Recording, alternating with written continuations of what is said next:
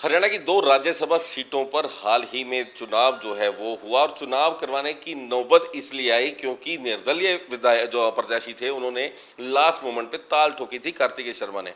और last moment पे 15 minute पहले जो है फॉर्म फिल करने वाले नामांकन करने वाले कार्तिकेय शर्मा जेजेपी के साथ में बीजेपी के समर्थन के साथ में राज्यसभा में पहुंचने में कामयाब रहे, सांसद बन चुके और चारों खाने चित जो है वो कांग्रेस को करने में भी कामयाबी हासिल की। वो कामयाबी सिर्फ कांग्रेस को जो है गिराने में नहीं थी, कांग्रेस को पछाड़ने में नहीं थी। भूपेंद्र सिंह हुड्डा जो है मुख्य रूप से निशाने पे थे। शुरू से ही बीजेपी और जजपा दोनों सीटों पर, राज्यसभा की दोनों सीटों के ऊपर निगाह जो है वो लगाई हुई थी इस हार के बाद, कांग्रेस की हार के बाद और कार्तिक शर्मा की जीत के बाद।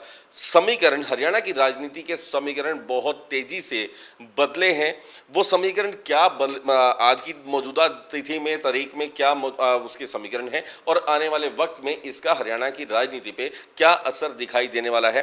राजनीतिक समीक्षक और संविधान के विशेषज्ञ राम नारायण यादव साहब मेरे साथ में हैं। हरियाणा की राजनीति के ऊपर भी पकड़ रखते हैं। चौधरी चरण सिंह के टाइम से जो है वो सभी चीज़ों को बहुत गहनता से देखते आए हैं। यादव साहब, मौजूदा दौर, क्योंकि आज पहले भी बहुत सारे राज्यसभा चुनाव जो हैं वो कंडक्ट करवा चुके हैं अधिकारी रहते हुए भी और उसके बाद में भी, इस मौजूदा स्थिति में परिदृश्य क्या, हरियाणा की राजनीतिक स्थिति कैसी है? देखिए सरदाना साहब, सबसे पहले तो मैं आपको याद कराता हूँ कि आपकी ही 27 मई की जो बाइट थी वो शायद इस इलेक्शन से के ऊपर पूरी उतरी है। अगर आप उसको रिपीट करेंगे या दोबारा उसको पब्लिश करेंगे, उसमें मैंने यही कहा था कि अब लड़ाई सड़क से सदन तक की वो कहने वाली नहीं है। सड़क पर तो जनता जिता के भेज देती है और असली लड़ाई होती है सदन की। तो यहाँ सदन की लड़ाई थी और उसमें मैंने बड़ी डिटेल में कही थी, आप उसको रिले करेंगे तो पता लग जाएगा। तो यहाँ सदन में की लड़ाई में वो कांग्रेस मार खा गई और उसका कारण सिर्फ मुझे लगता है वो ये है कि उन्होंने एक हाथ से रोकने की कोशिश की अपने विरोधियों को पार्टी में और दूसरे हाथ से वो राज्यसभा का इलेक्शन लड़ रहे थे, इसलिए उनकी पावर और उनकी शक्ति और उसकी माइंड जो है डाइवर्ट हो गया और वो यहाँ पर मार खा गए। और इसी वजह से कार्तिक इंडिपेंडेंट जीत गए और कार्तिकेय का जो मैनेजमेंट था या बीजेपी का मैनेजमेंट था या जेजेपी का मैनेजमेंट था, इन पार्टियों का शायद वो इसी चीज़ तक कंसोलिडेट रहा कि हमारा एम अर्जुन की तरह मछली की आंख पर ही रहा उनका निशाना। तो इस वजह से ये काम हो गया। जेजेपी के अध्यक्ष अजय सिंह चौटाला ने समर्थन दिया 10 विधायकों का और 31, क्योंकि विधायक पहले चाहिए थे जो कृष्ण लाल पंवार के लिए, तो 9 कांग्रेस बीजेपी के पास में, तो 10 और 9 19 तो सीधे सीधे। तो ये जो गठबंधन जो है विधानसभा के अंदर भी, हरियाणा सरकार के अंदर भी, वो राज्यसभा के लिए भी वो गठबंधन जो है क्या मजबूती प्रदान करेगा इन दोनों पार्टियों को? देखिए जी, मैं एक, आपने मुझे राजनीतिक विश्लेषण कह दिया जो मैं हूँ नहीं। मैं एक संविधान या पार्लियामेंट्री सिस्टम के बारे में, लेकिन राजनीति उससे अलग नहीं है। ये जो इलेक्शन है ये एक तीर में कई निशाने कर गया। सीट ले गया, गठबंधन को मजबूत कर गया, सरकार की स्टेबिलिटी कर गई, किसी नेता को प्रदेश से बाहर कर गया, किसी देश की जो अपनी स्थिति, मजबूत स्थिति थी किसी पार्टी में, उसको कमज़ोर कर गया और किसी नेता को मजबूत कर गया। ये तो बहुत ही एक रिजल्ट कार्तिकी का, ये कई आदमियों को ऊंचा राजनीति में पहुंचा गया और कई आदमियों को नीचे गिरा गया। जाहिर सी बात है कि कुछ लोग गिरे हैं और कुछ लोग एकदम से उभर के सामने आए। कार्तिक शर्मा घर पे बैठे हुए थे, उनका कोई अभी प्लान नहीं था, लेकिन एन मौके पे जो है वो चौका मारा गया और वो जीत करके, और अजय माकन जैसे एक दिग्गज नेता को हराना कोई आसान काम नहीं था। हाँ, नहीं, देखिए बिल्कुल सही है और ये आप लोगों को भी पता है और मैं तो यहाँ काम करता हूँ, मैं अभी भी एक तरह का डेली वेजर हूँ और मैंने अपनी लाइफ में 2-2-4 काटी है। मैं किसी को भी अलाउ नहीं करता अपने परिवार में कि 2-2-4 से फालतू या कमती हो। मैं उसी सिद्धांत पे काम करता हूँ। दूसरा क्या करता है उससे मुझे कुछ लेना देना नहीं। तो मुझे इन्होंने बुलाया मैं कि आप हमारे साथ आइए कार्तिक कुमार जी। मैंने इनको एक दिन मदद कर दी और इनको इसमें कर दी, लेकिन फिर मैंने इनको मना कर दिया। फिर इन्होंने मेरे अकाउंट से मुझसे कहलवाया तो मैं इनके साथ आया और मैंने इनके काम करना शुरू कर दिया, लेकिन मैंने ये कह दिया था सर मैं कानून के हिसाब से ही काम करूँगा और कानून की सलाह करूँगा, इसके खिलाफ मैं कुछ नहीं करूँगा। हाँ, राजनीति में एथिक्स होते हैं, अगर वो एथिक्स कुछ इफर बट इधर उधर हुए तो वो शायद ऊपर नीचे हो जाए मेरे, लेकिन मैं कानून को नहीं तोड़ूंगा। तो मैंने ये जो 27 जून की आपकी बाइट है उसमें साफ कह दिया था कि जो बिल्कुल अलर्ट होगा, कानून को जानता होगा, हर दांव पेच को जानता होगा, और ये एक ऐसा सिस्टम है ड्रूप फार्मूला। अगर इसमें आप देखिए अभी हुई ना वही डेसिमल पर जीत हुई, मैं अभी बात पढ़ रहा था कि ये बीजेपी, मैं अभी मेरी उस पर भी आ रही हैं पोस्ट पर कि यह बीजेपी के लिए ही क्या एक बैलेट की 2 वोटें होती हैं, फाड़ के वोट डाली जाती हैं। तो मैंने उनको लिखा, नहीं बच्चों, आज भावी पीढ़ी को संविधान समझना चाहिए, तुमको समझना चाहिए कि ये किस तरह का कैलकुलेशन है, किस तरह का ये इलेक्शन होता है। तो मैंने उनको फिर समझाया, तो ये बड़ा कॉम्प्लिकेटेड है और यहाँ ही वो मार खा गए, क्योंकि हमने जो सबसे पहली बॉल कैच की अपनी स्ट्रेटेजी से वो बिल्कुल सही थी, बीपी पत्रा जी की। वो जब बॉल कैच हुई, अब ठीक है वो थर्ड एम्पायर के पास चली गई, थर्ड एम्पायर ने उसको किया, लेकिन मैं अभी भी कहता हूँ कि वो 100% रिजेक्ट होने वाली वोट थी, और पर हमें थर्ड एम्पायर का कोई चैलेंज करने का अधिकार भी नहीं है और आगे उससे ऊपर कोई थी भी नहीं।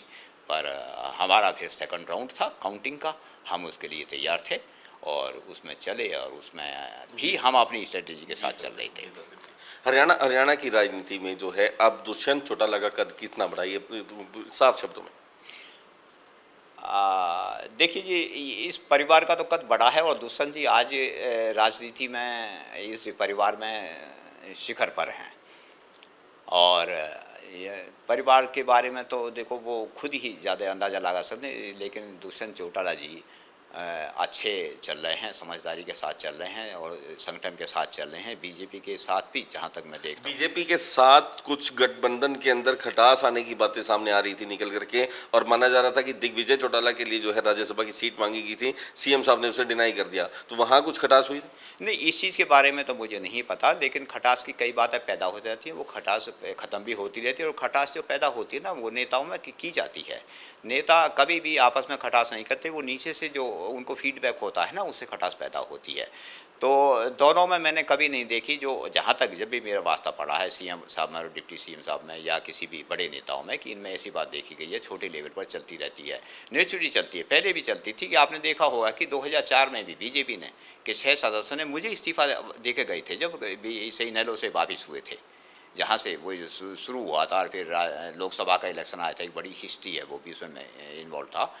तो ये तो चलती रहती है मनमुटाव की बात, लेकिन आज इस समझौता मजबूत हुआ है और मेरे हिसाब से दुष्यंत जी की स्थिति आज मजबूत हुई है, क्योंकि वो खुद वहाँ अपने हल्के में, जैसे मैंने अभी पहले बताई थी कि कुछ नेता प्रदेश से बाहर निकल गए, कुछ नेता का अपना कद अपनी पार्टी में कम हो गया, और गठबंधन जिसका कम हुआ, बिल्कुल वही बात फिर मैं पकड़ूंगा यहीं से कि जिसका कम हुआ, क्या वो सीधे सीधे तौर पे माना जा सकता है कि भूपेंद्र सिंह हुड्डा, उनका कद जो है हाईकमान के सामने बहुत बड़ा हुआ था, और उदयभान को जिस तरीके से, जिस आत्मविश्वास के साथ बना के लाए थे, वो पहली लड़ाई में हारे? देखिए, मैं ये इस बात पर मैं बिल्कुल नहीं बोलूँगा। मैं इतना बोलूँगा कि मैं शैलजा जी का कमाल करता हूँ कि उनको बिल्कुल बाहर निकलने के बाद भी और खुद अलग होने के बाद भी वो कांग्रेस में बनी हुई हैं। ये तो कांग्रेस किसी भी पार्टी के लीडर को देखना चाहिए कि अगर हमारा एक नेता है उसको बाहर निकाल दिया जाए। आज इतनी स्ट्रेटेजी के हिसाब से राज्यसभा की सीट को कैप्चर करने के लिए बात चल रही थी कि आप कुलदीप बिश्नोई की एक सीट को, एक वोट को इतना छोटा मान रहे थे, और क्या इस दिनों में कांग्रेस उनकी पार्टी की हाईकमान या प्रदेश का लीडर ये नहीं समझ पाए कि एक वोट की कितनी वैल्यू है, और एक वोट के क्रॉस होने से 2 वोट का फर्क पड़ता है। तो ये लड़ाई जो थी ना, एक राज्यसभा की सीट छीनने के साथ साथ एक पार्टी में अपना वर्चस्व बनाने की भी थी, कि हमारा वर्चस्व इसी वजह से पार्टी की सीट छीनी है, नहीं तो ये कांग्रेस की सीट छीनने वाली नहीं थी। ये पूरा सिनेरियो जो रहा, ये पूरे इलेक्शन का, तो अजय माकन जो है बाहर से लाए गए थे, दिल्ली हाईकमान के बिल्कुल नज़दीकी माने थे, वो अगर हार के गए तो उसका सीधा असर जो है भूपेंद्र सिंह हुड्डा के साथ जुड़ा हुआ नजर आ सकता है कहीं, या उनके भविष्य के ऊपर इसका कहीं असर? देखिए, भविष्य पर तो जब हार और जीत होती है तो हर नेता के भविष्य के ऊपर फर्क पड़ता है, और ख़ासकर वहाँ जहाँ की हरियाणा जैसी राजनीति में और आमने सामने के दो बड़े लीडर आमने सामने हो जाते हैं, मैं किसी कास्ट पे नहीं जाता, तो वहाँ खासकर इसका विशेष असर पड़ता है। तो यहाँ जो हार हुई है और एक वर्चस्व की लड़ाई अपनी पार्टी में बनाने की कारण सीट माकन साहब की सजी हुई थाली को नहीं मिल पाई, तो वो कहीं न कहीं ज़रूर इस पर असर डालेगा। थाली में जीत पड़ी थी और वो थाली जो है वो दूर हो गई, और उस थाली को दूर करने वाले शख्स का नाम कुलदीप बिश्नोई। कुलदीप बिश्नोई को कांग्रेस की सभी पदों से मुक्त कर दिया गया, और अब क्या मान सकते हैं कि वो सब कुछ हार करके जीतने वाले सिकंदर हैं? देखिए इसमें सबसे सिकंदर तो इसमें वो हैं जिन्होंने सीट ली है, और ये तो जहाँ तक कुलदीप जी की बात है, वो उन्होंने क्रॉस वोट कर दी, वो उनका राइट है, और इसमें इसका राइट है, उन्होंने कर दी। जहाँ तक अब सस्पेंशन की बात है, तो उनको सस्पेंशन से भी क्या फ़र्क पड़ेगा, वो मेंबर रहेंगे, पार्टी के सदस्य रहेंगे, और उन पर जो ये विप लागू नहीं करेंगे, लेकिन वो उसको पार्टी का ही हिस्सा माना जाएगा। और अगर अब उन्होंने कही है कि वो एक ऐसी फैमिली से हैं, मैं तो यही कहूँगा कि कुलदीप जी को अब स्टेबिलिटी के साथ जहाँ भी होना चलना चाहिए, और जहाँ चौधरी जिस जगह पर चौधरी भजनलाल जी पहुँचे थे, वहाँ तक और उनकी उस बात को आगे बढ़ा देने की कोशिश करनी चाहिए। तो यहाँ की जीत का तो सारा श्रेय बीजेपी, जेजेपी और कार्तिक को जाता है। तो कुल मिलाकर के साम दाम दंड भेद सभी नीतियों का इस्तेमाल करके मनोहर लाल खट्टर सीएम साहब ने अपनी जो एक राजनीतिक योग्यता है उसको फिर से एक बार साबित किया। देखिए जी, इस बारे में सीएम साहब ने और डिप्टी सीएम साहब ने या इन्होंने क्या किया, ये तो वही ज़्यादा जानते हैं। लेकिन मैंने ऐसे सीएम चौटाला साहब के बाद दूसरे देखे हैं। चौटाला साहब में भी वो क्वालिटी नहीं थी, क्योंकि ये तो एक गुणा भाग माइन्यूटली और इतनी हर चीज़ में जाते हैं। मैंने पहले 1-2-3 साल में वास्ते पड़े हैं कई चीज़ों से। तो ऐसा लीडर सदन में मार खाने वाला नहीं होता जैसे ये प्रेजेंट सीएम है। और मैं तो कहता हूँ कि हर सीएम को ऐसा ही होना चाहिए। और मैं तो जैसे उड़ीसा के पटनायक जी हैं, उनका मिसाल देता हूँ कि उनको ये नहीं पता होती कि जनसेवा के अलावा दूसरी चीज़ वो नहीं जानते। और तो खट्टर साहब में एक अलग ही तरह की क्वालिटी है। मैं किसी बड़ाई या किसी फ़ायदे या उसकी बात नहीं कह रहा, मैंने सारे चीफ मिनिस्टर देखे हैं। तो चौटाला साहब में बहुत बड़ी क्वालिटी है एडमिनिस्ट्रेशन की, और उसके बाद इनमें बहुत बड़ी क्वालिटी है एक माइंड अप्लाई करने की और हर चीज़ को माइन्यूटली उसको सोचने की। तो मुझे लगता है कि शायद खट्टर साहब ने भी इसमें कुछ किया हो, लेकिन क्या किया ये तो वही बता सकते हैं, वही जानते हैं। चलिए, राजनीति के बड़े खिलाड़ी हैं मनोहर लाल खट्टर भी। राम नारायण साहब मेरे साथ में थे, जिनका साफ तौर पे कहना है कि राज्यसभा चुनाव ने हरियाणा की राजनीति को बहुत बड़े स्तर पर जो है बदलने का काम किया है। शुरुआती दौर में अभी वो चीज़ें दिखाई नहीं दे रही, लेकिन इसके दूरगामी परिणाम जो हैं वो जरूर देखने को मिलेंगे।